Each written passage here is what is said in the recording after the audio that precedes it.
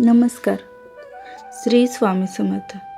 आजचा विषय खूप महत्त्वाचा आहे आणि प्रत्येक स्वामी सेवेकराने हा पूर्ण व्हिडिओ शेवटपर्यंत नक्की पाहावा.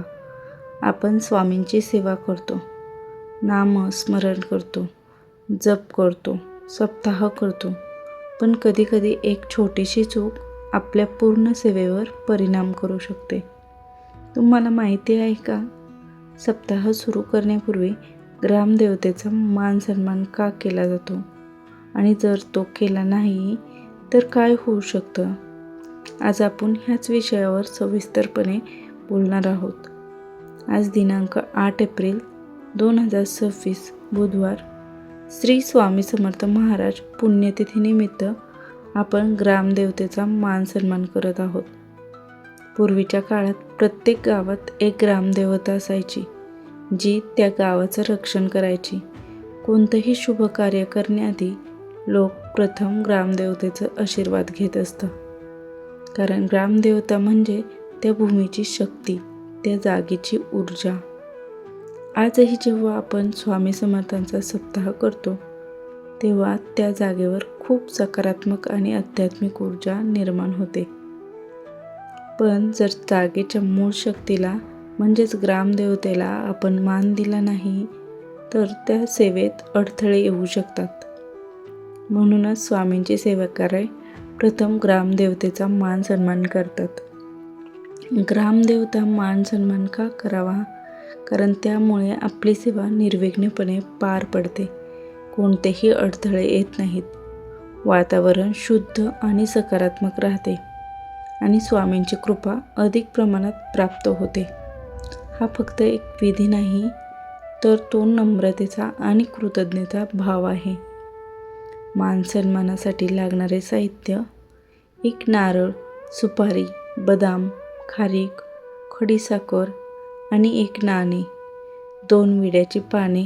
हे साहित्य साधं असलं तरी त्यामागे असलेली श्रद्धा खूप महत्त्वाची आहे. आता मान सन्मान कसा करावा ते पाहूया. ग्रामदेवतेच्या ठिकाणी जावे, नम्रतेने डोकं टेकवावे, नारळ आणि खडीसाखर अर्पण करावी, विड्याच्या 2 पानांवर एक सुपारी, बदाम, खारीक आणि नाणे ठेवावे आणि ते अर्पण करावे. आणि सर्वात महत्त्वाचं म्हणजे मनापासून प्रार्थना करावी. लक्षात ठेवा, ग्रामदेवतेला फक्त आशीर्वाद मागायचा आहे, त्यांना सप्ताहात येण्यासाठी निमंत्रण द्यायचं आहे. आता प्रार्थना करूया. आम्ही श्री स्वामी समर्थ महाराजांचे सेवेकरी, परमपूज्य गुरु माऊलींच्या आज्ञा व आशीर्वादाने आणि आदरणीय चंद्रकांत दादा यांच्या प्रेरणेने आपला मान सन्मान करण्यासाठी आलो आहोत. उद्यापासून सुरू होणाऱ्या अखंड नामस्मरण जप यज्ञ सप्ताहामध्ये आम्ही सर्व सेवेकरी व गावकरी मिळून श्री गुरुचरित्र ग्रंथाचे वाचन, हवन, याग, प्रहार या विविध सेवा करत आहोत. ही सेवा निर्विघ्नपणे हो व यशस्वीरित्या पार पडावी याकरिता आपले आशीर्वाद असावेत, ही नम्र विनंती. जय जयकार करायचा. आता मी तुम्हाला एक खरी घटना सांगते. एका गावात श्री स्वामी समर्थांचा सप्ताह आयोजित करण्यात आला होता.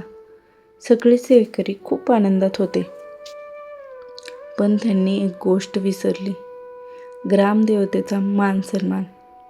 पहिल्याच दिवशी माईक बंद पडला, दुसऱ्या दिवशी हवनाच्या वेळी पाऊस आला, तिसऱ्या दिवशी काही सेवेकरी आजारी पडले. सगळे चिंतेत पडले, हे असं का होतंय? तेव्हा एका वयोवृद्ध आजीने विचारले, ग्रामदेवतेचा मान केला का? सगळ्यांना आपली चूक लक्षात आली. ते ताबडतोब ग्रामदेवतेच्या मंदिरात गेले, नारळ आणि खडीसाखर अर्पण केली आणि मनापासून प्रार्थना मागितली, माफी मागितली आणि त्यानंतर संपूर्ण सप्ताह अगदी निर्विघ्नपणे पार पडला.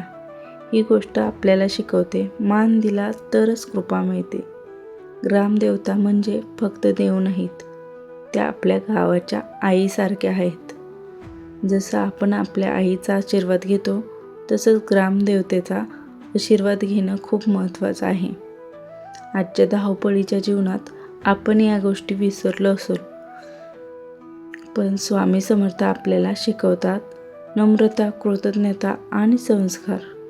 एक आध्यात्मिक सत्य आहे, प्रत्येक जागेची एक ऊर्जा असते आणि ग्रामदेवता म्हणजे त्या जागेचे रक्षण करणारी शक्ती. जेव्हा आपण त्या शक्तीचा आदर करतो तेव्हा आपली सेवा अधिक प्रभावी होते. म्हणूनच फक्त पूजा नाही, भावना महत्त्वाच्या आहे. मान सन्मान करताना काही चुका टाळायच्या आहेत. दिखावा करू नका, घाई करू नका, फक्त विधी म्हणून करू नका आणि ग्रामदेवतेला निमंत्रण देऊ नका. फक्त आशीर्वाद मागा. स्वामी म्हणतात, जिथे श्रद्धा तिथे मी, आणि जिथे नम्रता नाही तिथे कृपा टिकत नाही. कल्पना करा, तुम्ही सप्ताह करत आहात, सगळं छान चालले आहे आणि शेवटी स्वामींची कृपा तुमच्यावर होते. हे सगळं शक्य आहे फक्त एका छोट्या गोष्टीमुळे, ग्रामदेवतेचा मान सन्मान. आजचा हा संदेश लक्षात ठेवून सेवा करण्यापूर्वी ग्रामदेवतेचा मान करा आणि बघा तुमची सेवा किती सुंदर पार पडते.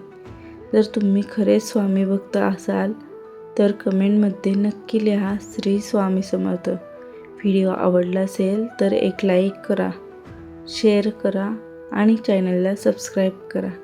जय जय रघुवीर समर्थ. श्री स्वामी समर्थ. धन्यवाद.